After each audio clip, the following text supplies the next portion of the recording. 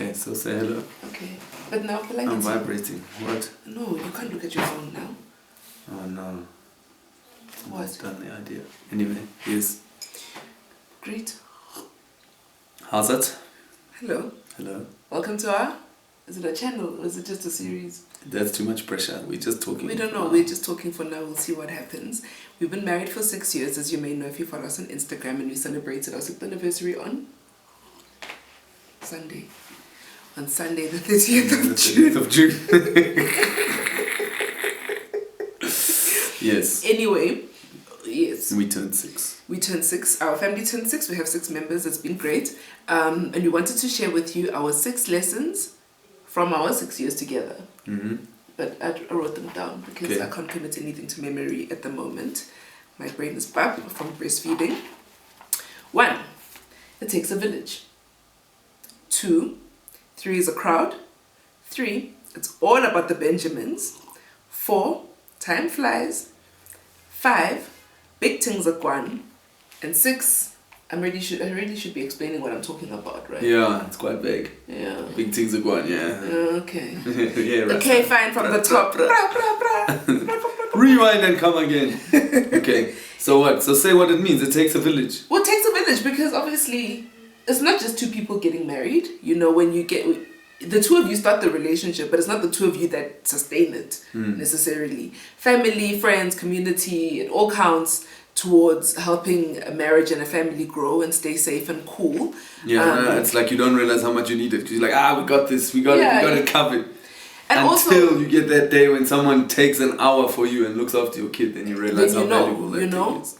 Or somebody's no just... breaks. And also when you're getting married or trying to buy a house or needing advice, suddenly community starts to play a big role. And the narrative is always that, you know, love and romance are about 2 people. Yeah. I mean, that stuff is about 2 people. Unless you guys have like an open arrangement, it can be about more than just 2 people. But there's the intimate part of the relationship, which is just like the 2 of you. But that's a very small part of what I think makes a healthy marriage. Then there's the practical aspect, which takes an entire community and an entire village. Right? Number 2, 3 is a crowd. Becoming parents. We learnt a lot. Because it was just the 2 of us having fun, whatever, chilling, whatever. Which wasn't a very long time. We had a year. Yeah. It was just 1 year. And once the 3rd member comes, it elevates your relationship to a whole nother level. And it's a beautiful thing, and it opens up things in your soul and heart that you've never experienced. But the flames. it's quite nice to have some time alone before you have kids. Yes. Do stuff, travel, spend your money. Use that time. And don't rush. Just have fun chilling together, because the idea of sleeping in ends for the rest of your life. Chilling on Sunday, Netflix and chill like all day. There's nothing like that. It doesn't happen. You will never not worry about somebody. Once you have kids, you will never not worry. And the dynamics of the relationship as well, at the beginning of the pregnancy, when you first find out if you're thinking about keeping the baby or keeping the pregnancy or whatever, and when the baby is first born, the lack of sleep, the confusion, the anxiety, the fights that come from that. It changes the whole dynamic of your relationship. On one level, it brought us closer together. On another level, we saw the biggest kind of rifts in our relationship and the biggest flaws in our respective and individual characters as well. You know? 3, it's all about the Benjamins, obviously. The state has gotten involved now. We're married, so the state is deeply involved in our relationship. And we have bills together, we have assets together, we have debt together, you know? And if you don't... How do I put this? If you don't talk about money and have a plan about what you're doing with your money and have an open kind of line of communication about your fears, your ambitions and all of that, you know, they say that financial things are like one of the leading causes of divorce. Because money, cash runs everything, you know? Cash rules everything around me, Cream. Is that how it goes? You were trying to reference the Wu-Tang. But you're a bit young for that. I tried! No, but there is... Anyway. So anyway... Yes. Talk about money. And talking and be about open money about money. Can be a stressful conversation. Yes. Even when you guys are tight and your relationship's solid and everything. You money brings anxiety. It Yes. activates anxiety, and it can be hectic. So be aware of that. And also... And it's okay. It's fine. Just, embrace it.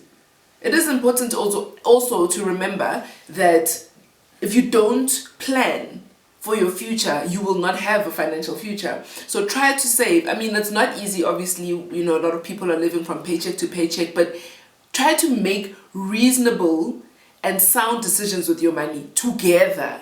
Don't, unless you're maintaining completely separate estates, which can also work for some people, but if you're trying to build a thing together, it means that you're going to have to share some resources, especially if you're living in the same house, you know. So if you're sharing resources and pooling resources, then you also have to pool your effort towards that as well. Okay, number 4, time flies. What you got?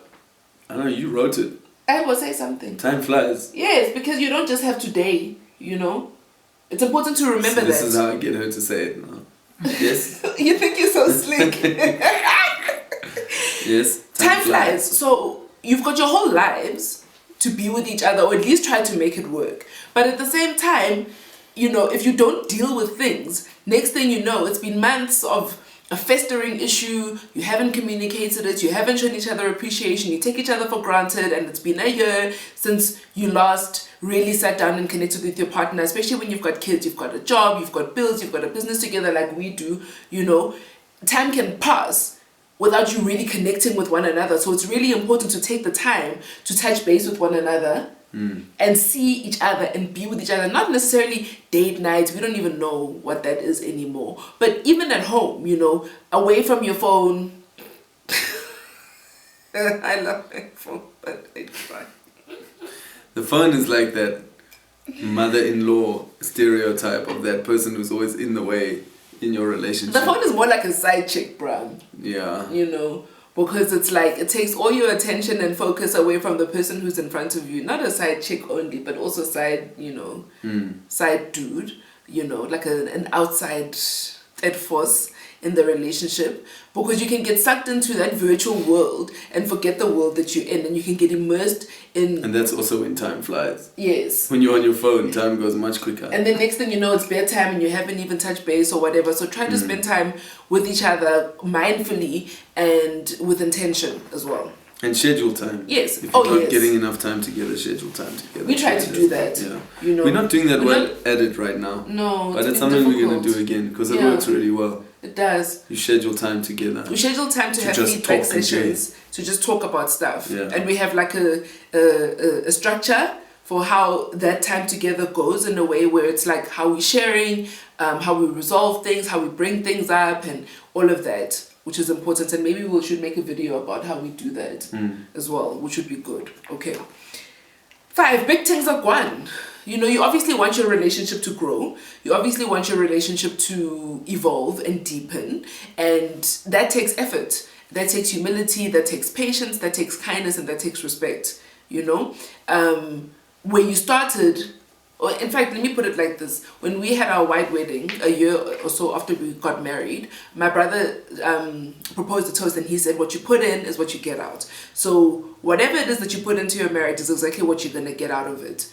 And I've learned that as well, because when I put in my best positive effort, that's what I get out. If I put in a grumpy effort, that's what comes out of it as well. And there's also that realization that when you're looking at the other person and how they are fulfilling their role or how they're living up to being a partner is also an issue. You should be looking at yourself and how you are, you know.